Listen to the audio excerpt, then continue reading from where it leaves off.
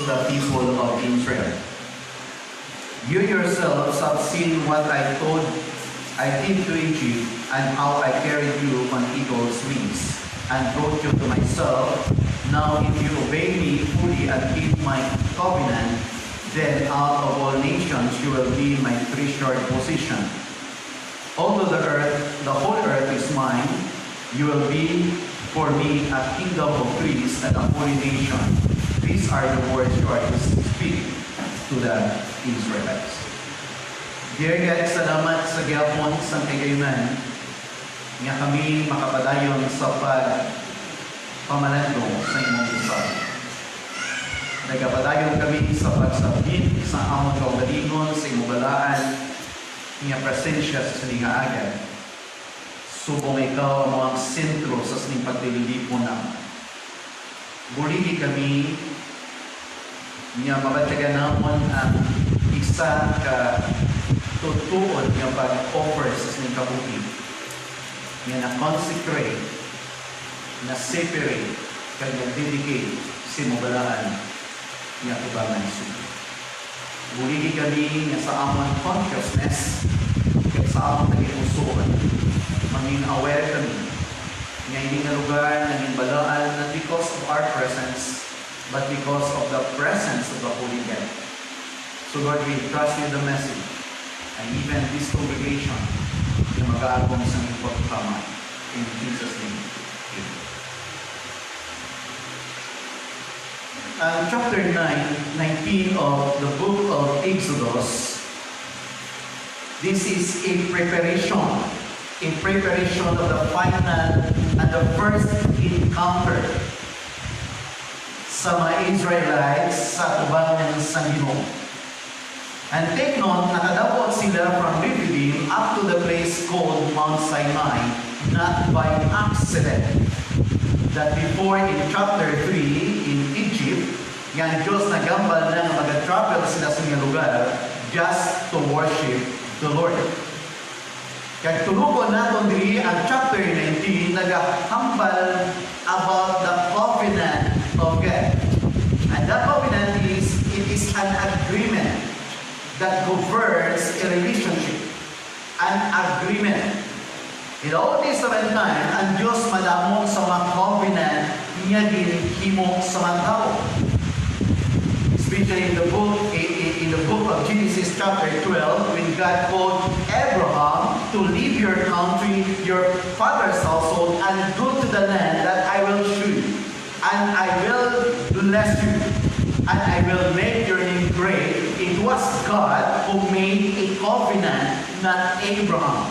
Usually, ang covenant ginahimo sa duha ka parties. But in chapter 12 of Genesis, it was God alone who forced himself to make this covenant to his friend Abraham. So matapos sa mga covenant sa Bible, nga kung tulungan natin may mga gina-consider the conditional and unconditional covenant. What is conditional covenant? May alam sa nga condition. Magsika unconditional without condition.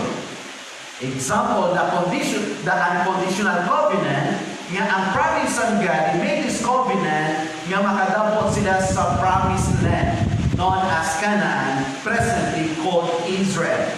So this is unconditional covenant. Yan ginhimo sa Diyos. What is conditional?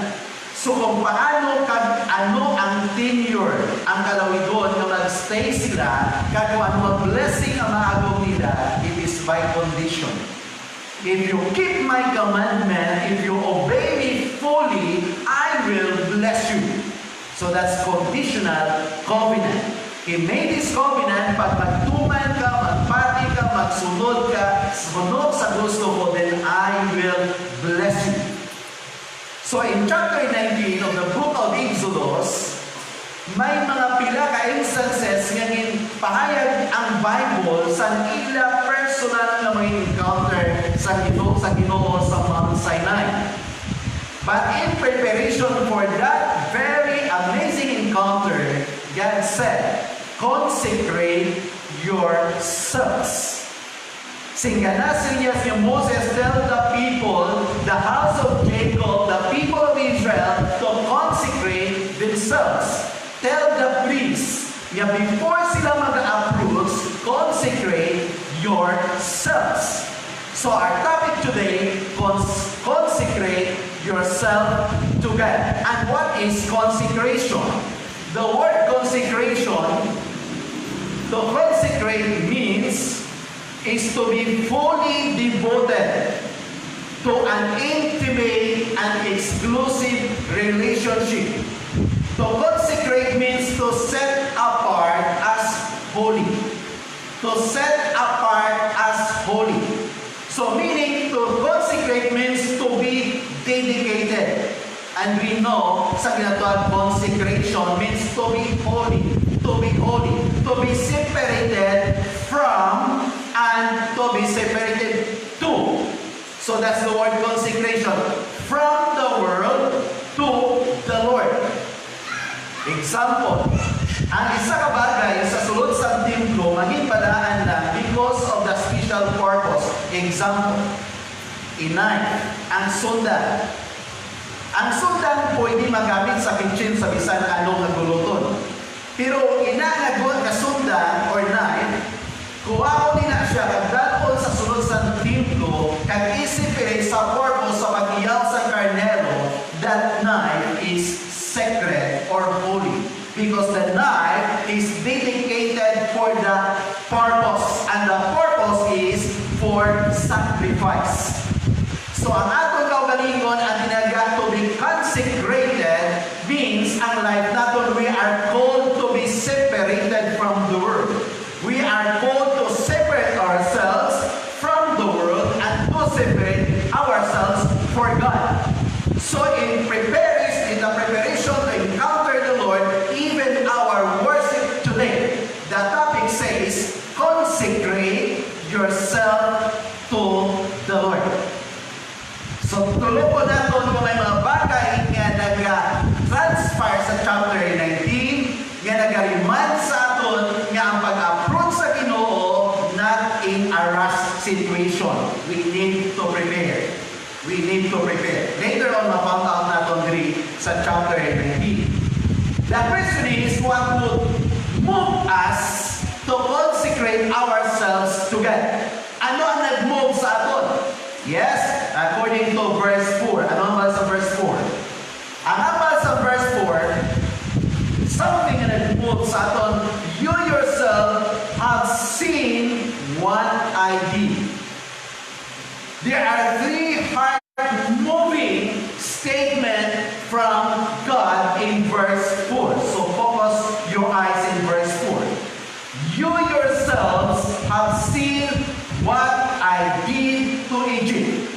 Sining sa God, the 10 plagues and ang pag-divide sa God sa Red Sea and the pag-perform sa God sa tanan-tanan is a reminder that God would like to remind them nga ang Diyos nga ila ma-encounter sa ibabaw sa Sinai on the Mount Sinai is not an ordinary God.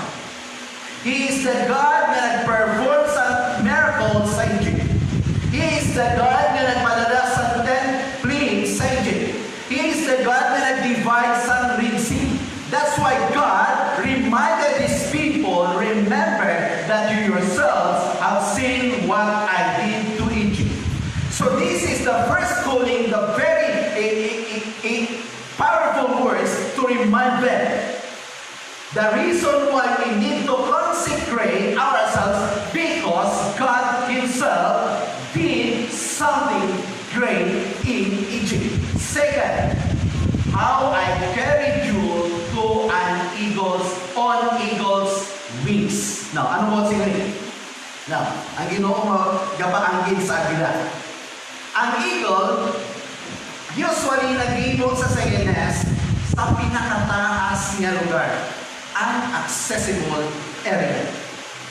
Nag-design siya sa nest, hugaran, kag dinadagdagan niya sa iya balahibo for a purpose. Agod ang iya mga buto sa sanang hugaran, maging comfort.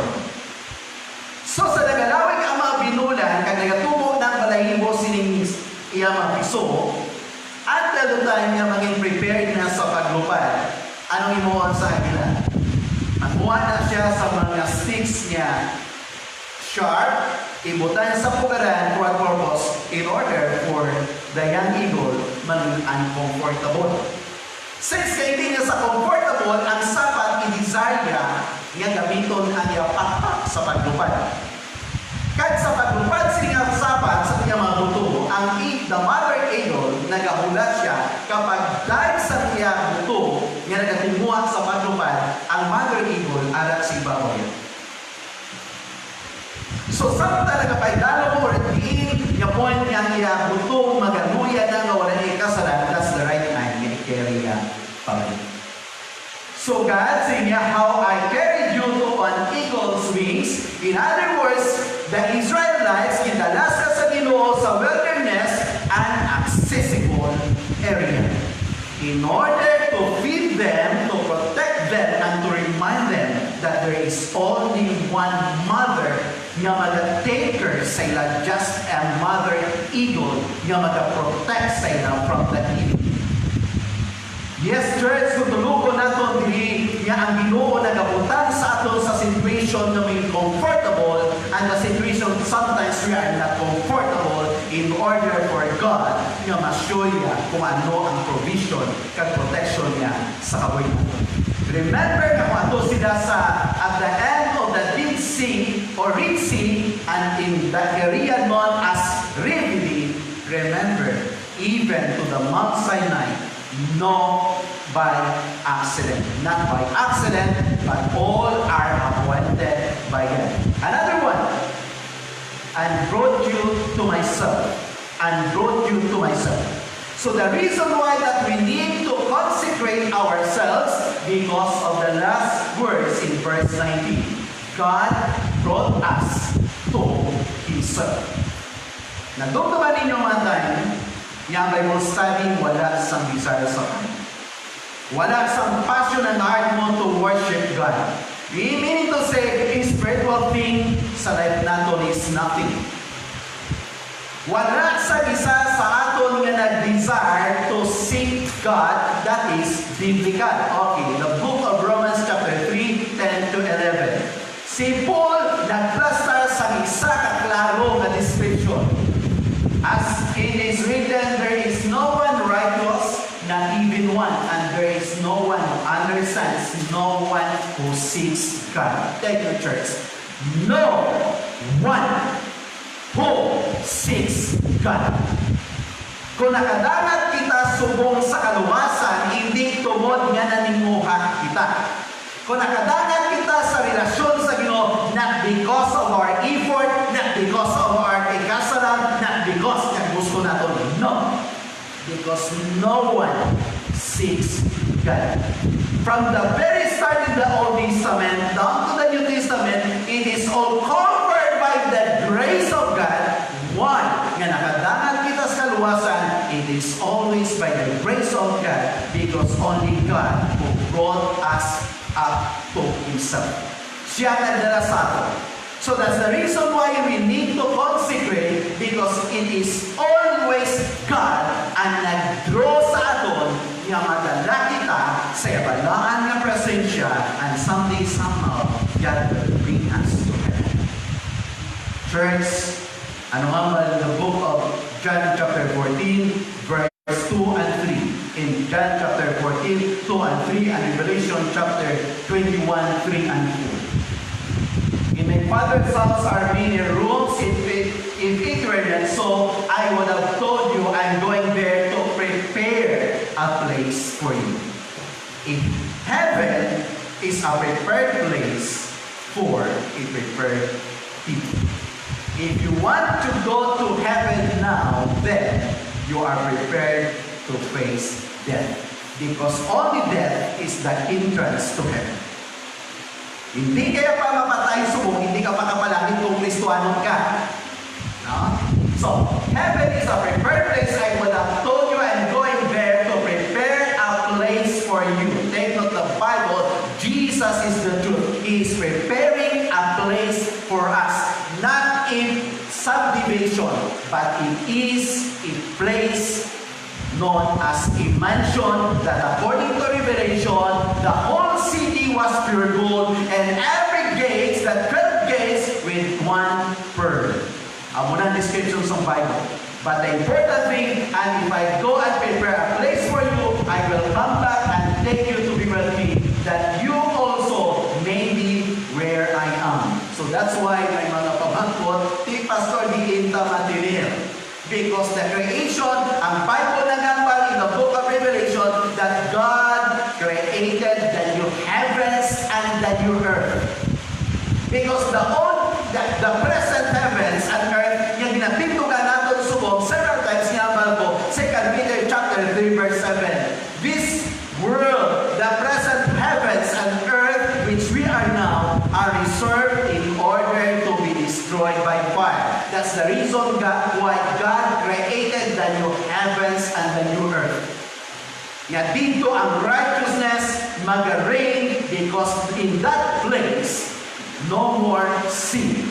So ang description sa God in the book of Revelation chapter 24, chapter 21, 3 to 4. Nga diri ang promise sa God sa aton, and I heard a voice from the throne saying, now the dwelling of God is with men, and He will live with them. They will be His people, and God Himself will be with them and be their God. In heaven, church, what causes us sa singkalibutan nga nagpaibig sa imo, ka nagpatulong sa luwa mo, that in heaven, God will wipe away all our tears. So ano man ang mga bagay na nag-cause sa imong Christian life, it's either the family, problems, or whatever situations that nag-force sa imo, nag-himo sa imo, nagbuhat sa imo, nag-ibig ikaw, remember that in heaven, God, Jesus, will wipe away tear from our eyes. In heaven, there will be no more death. In heaven, no more mourning, nor crying or pain. Because in heaven, the old order of things has passed away. So the reason why we need to consecrate ourselves, because of what the Lord has done in Egypt. Because of what God has done to His people by providing and protecting them from the enemies. Because of the promise of God that it is God alone ang nagbutong sa aton niya makadanan sa pagkilala sa iyo. That's the reason why our topic, consecrate yourself to the Lord. How about in verse 5 and 6? Okay, in verse 5 and 6, now if you obey me fully and keep my covenant, then out of all nations you will be my treasured possession. Church, pila ka bilyon ang tao sa Costa Rica? Posibleng mga 6-7 milyon na ang tao sa kalibutan. Shall we say, half of 7 billion, puro babae. Isa na nasawa, isa na nasunan. And she is now my treasured possession. In other words, sa bilog na creation sa God, sa bugos na kalibutan, you as believers of Jesus Christ, you are a treasured possession. That's why, unlike sa Christian, hindi kita magpapatsyamper ni nga daw makaluluoy, daw wala si may miimo, daw aping-aping sa kalibutan, daw pinangkamangka, miserable ka po, no. Because your soul and my soul, ang tanan nga manggad sa kalibutan, hindi makatumbas sa kalag sa isa katao, kag wala manggad sa kalibutan ang nakabayad para sa kalag sa tao. That's the reason why in Jesus Christ, Mark 8:36, what shall a prophet a man if he shall gain the whole world and loses his own soul? Nothing. But according to the book of 1 Peter 1:18 and 19, not by silver nor gold, but by the precious blood of His Son, Jesus Christ. That's the reason why Jesus redeemed us from the penalty and from the bondage of sin in order for us to become His treasured possession. Ako ka na important. Amo na ang bagay na dapat di mo mabatyagan, maintindihan nga ang purpose of God. Remember that out of these people nga nag-exist sa kalimutan, you are His treasured possession. Way back 1993, sa pagsulong sa Bible School, there was a song na sa malawig na mga binulan na hindi ko gusto pamatian. The title of the song, Why Have You Chosen Me? Ayun to sa yung video familiar na. No? May nakaibalos na kata. Why have you chosen me out of millions your child to be? You know. So, some of you can memorize, some of you can memorize that. But ang point three, that time hindi ko na gusto mabatian yung kanta. Hindi tukod nga nalainan ko. Because every time na mabatian ko na ang kanta, deep within my heart daw ginapumos, because for me, Lord, I am not worthy. But God has a purpose. Before nga natao ko sa kinikanan ko, God has a purpose. Ginipili ako to be His servant. That is the word precious, treasured possession. So again, now if you obey me fully and keep my covenant, then out of all nations you will be my treasured possession. Although the whole earth is mine, you will be for me a kingdom of priests. Sino ito yung pare? Meron yung pare? Ha? Mga pare ito hindi. Remember, church, nga ang word sang priest or the high priest in the Old Testament, ang mga tao na napalapit sa iya sa pag-present sa iyong problema kaya sa pag-aasang forgiveness. That's the reason why during the crucifixion of Jesus Christ, the curtain was divided from top to bottom. Why? Because the temple divided sa pinaka-parts, the Gentile court, the holy place, and the last one, the Holy of Holies. The holy place, ang mga priest pwede nilang atungo. But the Holy of Holies, known as the altar of God, the Ark of Covenant is there. Only the high priest ang makasunod once a year when higot sa lawas siya, when piling-piling sa kilid siya, and every time na naglalakad siya, mabatian sa arak sa kwa, na pari muli pa.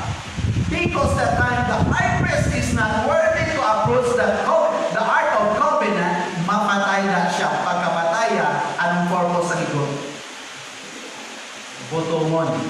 Kaya di sana matay ko siya, kung wala higot, wala sa isa, pwede magtapak sa boundary sa cortina, because the place known as the Holy of Holies.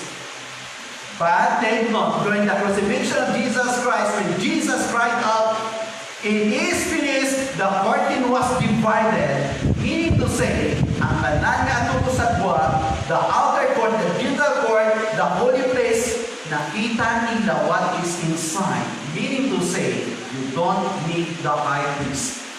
Why? Because every believers of God, every Christian, we are called, known as the kingdom of priests. And remember in the Bible, the priest, you represent God to the people, and you represent people to God. That's the work of the priest.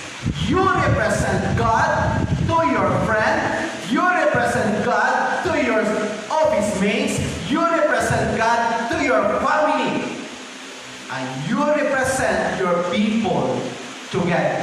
That's the job or the position of the priest in the Bible. And we don't need the high priest because our high priest is Jesus Christ. We are all belong to the holy priesthood. And the descriptions of 1 Peter chapter 2 verse 9. And declarations in chapter 2 in the book of Peter verse 9. But you are a chosen people, a royal priesthood, kagaina kingdom of priest. Diya a royal priesthood. Hindi ordinary yung mga pari. That's the reason why the priests have access to God. Any place, sa una na time, ang person makaparating sa iyo through the high priest, and the high priest will approach God through the Holy of Holiest. Only one place. But now, everywhere, diin ka man subong, diin ka man ka lugar, anuman ka opisina, you have that access to the throne of God. Why? Because you are accusing people. Take note, out of the thousands or billions of people, hundreds of nations in the whole world, God choose you and me to be His treasured possession. That's the reason why we need to consecrate ourselves to God, to be dedicated, to be surrendered in the presence of the Lord. Ano ang malapita? Holy nation, a people belonging to God. Question, na belong ba na ikaw sa Ginoo? That you may declare the praises of Him who called you out of darkness into His wonderful light. To declare means to publish. And the purpose why may ma-publisher, in order na ma-print ka ma-publish ang books. The purpose why books na-publish in order na ang ini makaskater sa bukos kag sa diin ng mga area. So the purpose that God, why God saved us and He made us a priest, a direct access, because we have a goal, we have a duty, we have a task. What is our task? Is to declare, to publish the excellences of our God sa aton mga kabuhi. Take the church, that's your job, that's my job, that is our job, to declare the praises, to publish the works, to publish the excellences and the amazing God nga nag-create sa universe ka nag-save sa mga tao nga nagbalik pati sa grasya sa Ginoo. So that's the reason why nga dapat natin maintindihan another thing, it is the word holy nation. Now let's go back now to our text. In holy nation, the same words having holy nation. What does it mean? Holy nation, it means something or someone for a purpose or for a person. What is the word to be holy nation? It means you are different. Sino nakadagat o nakaabot pa sa drama sa unang La India? Ano sa point? Sa iba. Sino nakabating sa unang drama? Wala. Sabi ko, wala. Kasi totally ako nang pinagaling di Kagulan. Okay. Lain siya sa iba. That's the word holy nation. You are different. Lain siya. So, amo di katawag sa description natin.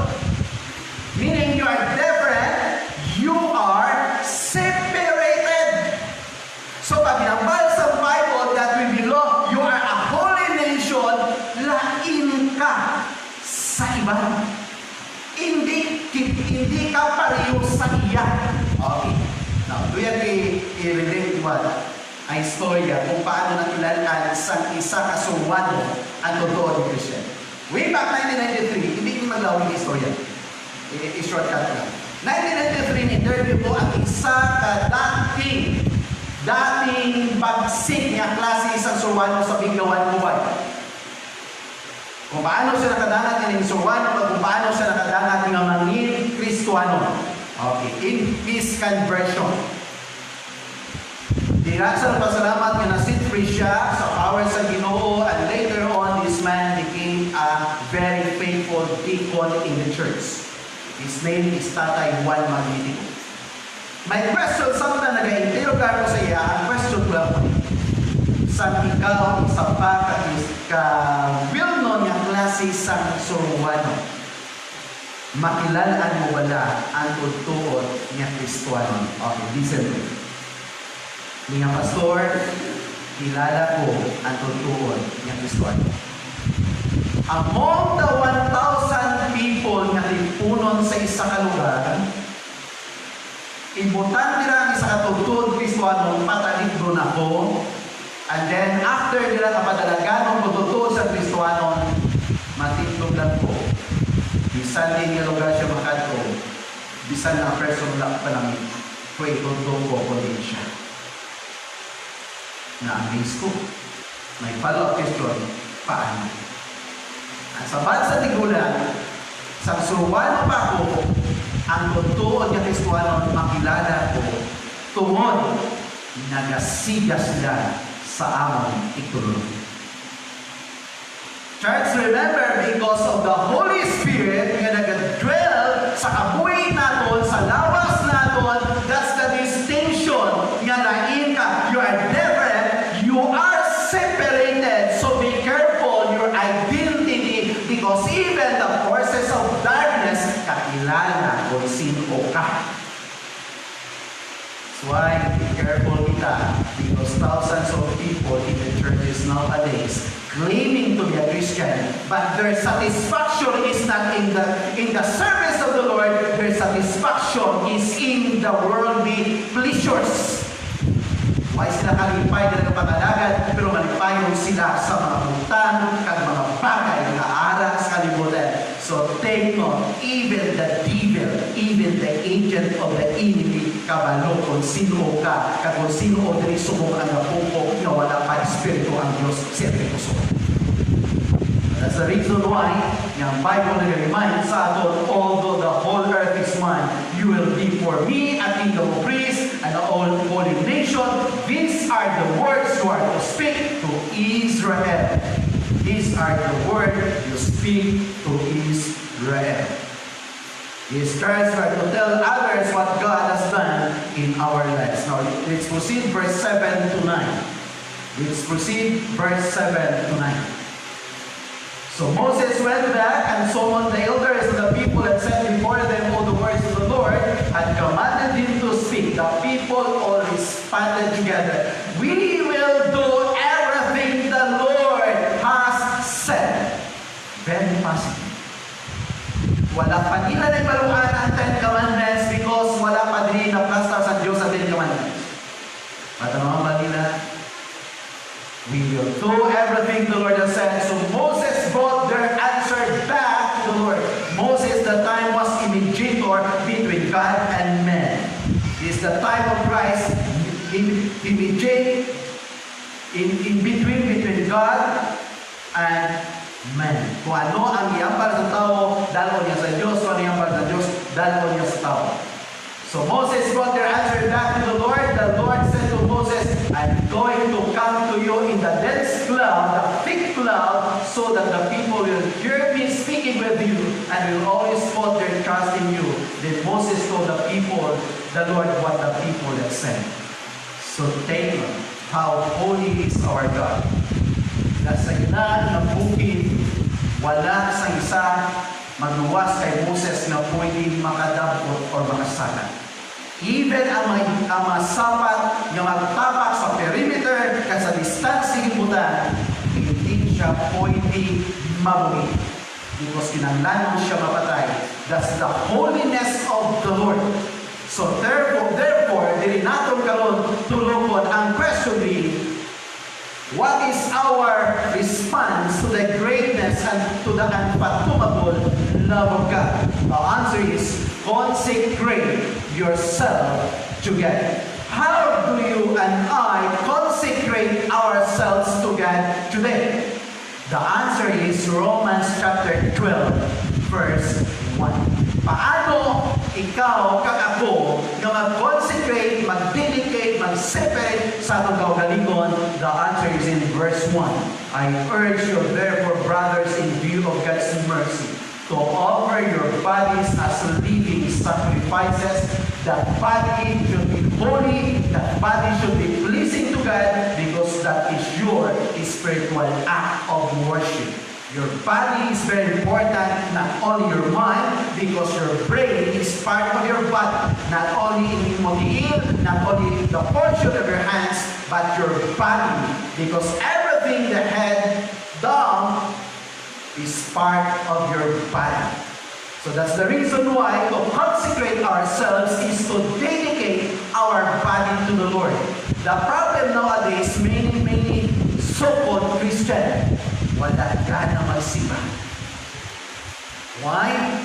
Because wala nila maintindihan that the word consecration is to dedicate your whole body, holy and living sacrifices to the Lord.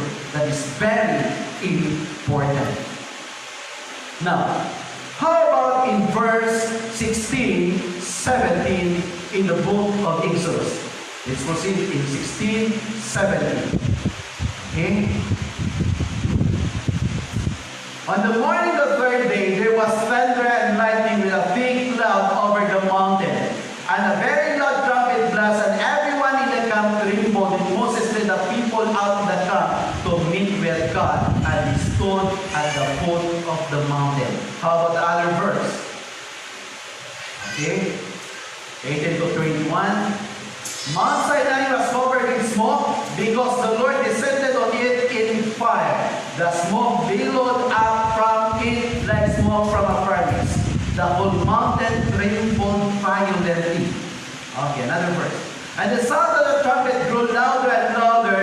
Then Moses spoke, and the voice of God answered him. Okay, next verse. And the Lord descended to the top of the Mount Sinai and called Moses to the top of the mountain. So Moses went up, and the Lord said to him, Go down, warn the people, so they do not force their way through to seek the Lord, and many of them perish. Church. Sino sa inyo nakalalagaw sa mall nga nagabot ang isang artista? Okay, so kung sino man yung artista, yung very well known, yung nakadapos, like example, the artist, ayan.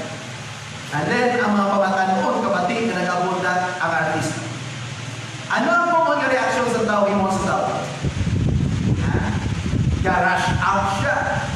So, gasala siya para lang maka-selfie, makakuha sa tanan-tanan nga detalye sa picture because of that person. Gasala ka. Bahala malipatan ng baleran, bahala malipatan ng zag, bahala ka kay di maabot na siya. Take note. In approaching God, this is a warning. God said, Go down, warn the people so they do not force their way through to see the Lord, and many of them perish. In other words, in approaching God, we need to prepare ourselves to not rush up, hindi magsala.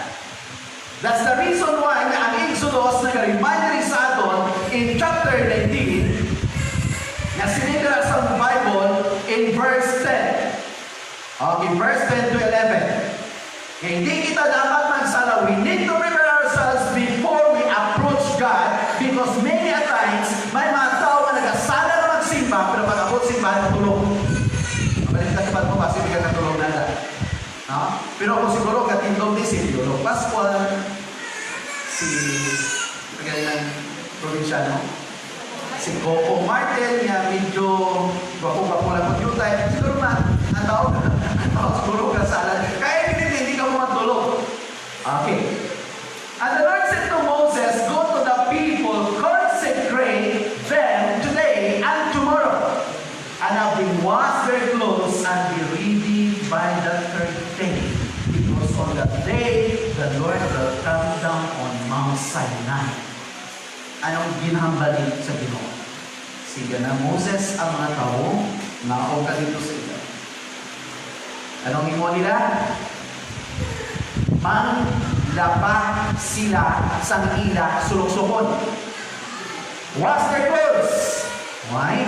I know, masama bas, namudamo lang yung bilano, namudamo mga payo, mga pants, mga okay. May mga ara na ang pants, bilano, ilagaw sa downtown, yun ang sulod man sa pagsimba-simbahan. May mga ara naman niya na may Sunday dressing sila separated for the church. Okay. But, since God, tell the people to consecrate them today and tomorrow and have them wash their clothes. Take note. The amazing thing in the wilderness for 40 years in the wilderness, mga utol, hindi ko damo ikapanakton. And I believe kay iban sa ila siguro pasibulan at mag-inis payo. Kaya nila yung panakto niya, mas patong pa sa mga tati at signature ng mga clothing na ginagamit natin. Example, ang imo Levi's, ang imo Jack, ang imo Dickies, o ano pa nada, mga polos, mga nilago, ng mga branded. Try to use that for 1 month. Isa na kapulan. I tell you, isa na ano na siya kamahal. After 1 month, may mata na nasa likod. 1 month na gamit mo. But take note, ang ilang mga clothing, ang ilang nagamit sa muna na time, 40 years, I believe kay ban sa ilaw, why not sila magplan ko? Ang grabe ba yung blessing sa God, hindi man siya siguro ito nagbago. But ang point sa God, tomorrow, consecrate them today and tomorrow, and have wash their clothes and be ready by the prayer. In other words, when you approach God, you need to prepare even your outer appearance, your outside appearance. Because your outside appearance is the manifestation of your inward consecration. So be careful. Kung ano ang ginabihim mo, ano ang ginasuksok mo, ano man ang outside niya appearance mo, that's the manifestation what is inside in your body, in your heart. So that's the reason why since God tell them to wash their clothes. Because ang hindi naman tao masugata kag ma-encounter hindi sa isa ka congressman, not to the mayor, not to the artista sa pelikula, but ini ikaw, ako, mag-aatuban sa pagsimba sa Ginoo. You need to consecrate and to prepare even the outside part of your body. Maligo ka. I don't know. Hindi na naman kalasa sa gamot yung kasi huwag yung nakapaligo subo. Hindi na naman kalasa sa gamot. Pero namin ito nakapaligo ka.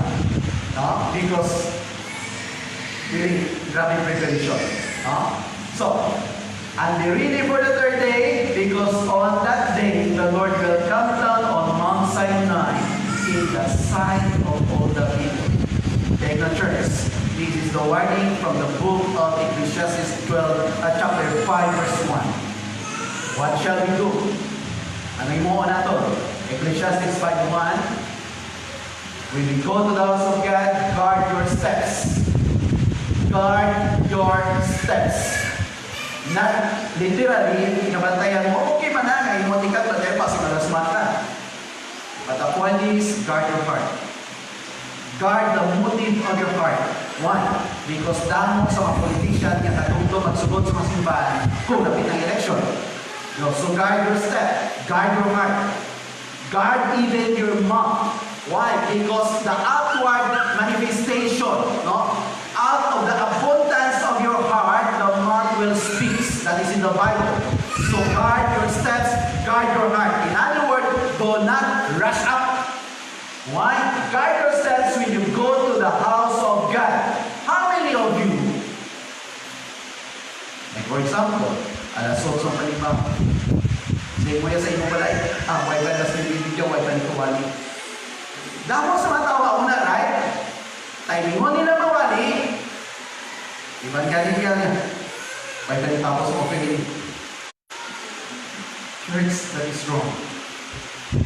What is important, the motive of your heart is to honor and to worship God. That's the word, consecrate yourself. Guard your heart. Guard your steps when you go to the house of God. And when you enter into the sanctuary, King Solomon gave a profound advice, go near to listen. Every time na nagapalimbaon ka ginawali ng puno sa Ginoo, kung sino o dira sa mga bangko ang luyag ng istorya, sipo ka, kag siganag, buwa ka, kay di ko mamatig sa imo, mamatig ko sa puno sa Ginoo. Why? Because madamo sa makatawan subong nga pagsugod sa church wala ka palamati. So, they create something to distort others and even themselves. That is the fool's decision of every fool person. That's the reason why go here to listen rather than to offer the sacrifice of fools who do not know that we go wrong. So that is very important. Now let's look at our text. In verses, okay, let's go back now in 19 to 21. Before I end the message, 19 to 20. The sound of the trumpet grew louder and louder, and Moses spoke, and the voice of God answered him. The Lord descended to the top of the Mount Sinai and put Moses to the top of Sinai. So Moses went up, and the Lord said to him, Go down, warn the people.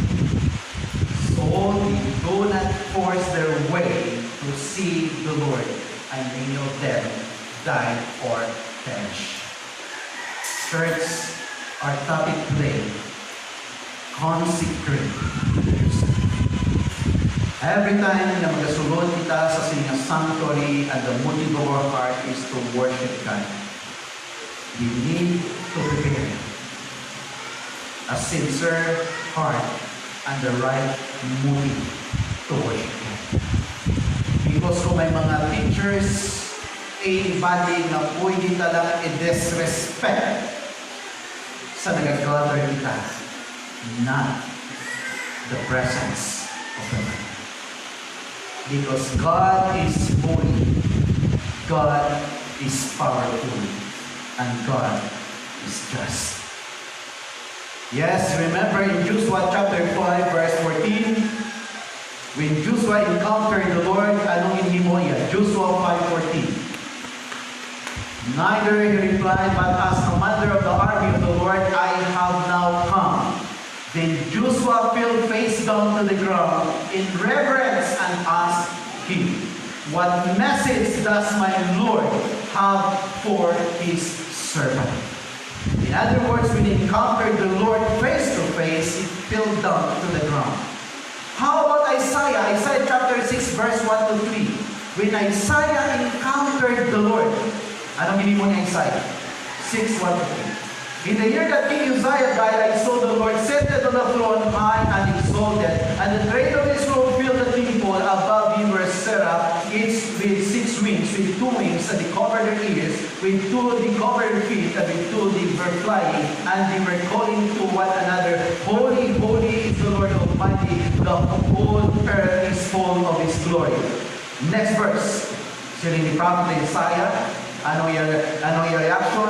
And the sound of their voice, the doorpost, voices, the doorpost, and the threshold shook, and the temple was filled with smoke. Another one. Woe unto me! When Isaiah confronted God, when Isaiah encountered God, he saw the holiness of the Lord, he saw the justice and the righteousness of God, and he saw himself that I am woe. Woe unto me, because I am ruined, for I am a man of unclean lips. In other words, Isaiah never excluded himself sa mga tao hindi ito. But I am one of them. When he saw the holiness of the Lord, when he saw the righteousness of God, when he saw the justice of God, he fell down to the ground and he cried out with asking God favor by saying, Woe to me! Why? Because I am destroyed. I am ruined because I am a man of unclean lips, and I live among a people of unclean lips, and my eyes have seen the King, the Lord of Lords. First question. How about every time we worship the King of all kings. We worship the most powerful and holy God. Ano ang response natin sa bubangan sa iyo? Remember again, Joseph fell down to the ground. Isaiah cried out with a voice, "Woe unto me, because I am wrong and a sinful man." Church, how are you? Sa atong kabuhi, dumduman. Chapter 19 of the book of Exodus reminds us the character, the attributes of our God being a holy, a just, and a righteous. What should be our response to the holiness of God? We need to simply, we need to become holy. We need to consecrate ourselves to God, because He is God who is holy. According to the Bible in Hebrews chapter 12, that He is a consuming fire. That's why my encouragement, every time you approach God, believe. Every time you approach God, worship. And every time you approach God, worship with reverence, with honor to the most and the holy God, who is able to save us and able also to destroy the people na padayon in the soul. Again, consecrate yourself always to the Lord. Dear God, salamat sa sinigaaga, salamat sa iyong katutulong. Salamat, Lord, sa sinigaaga ng tagaan mo kami sa minsan. Nagkamalundong, kag-encourage, so tagsanamon ka makabuhi.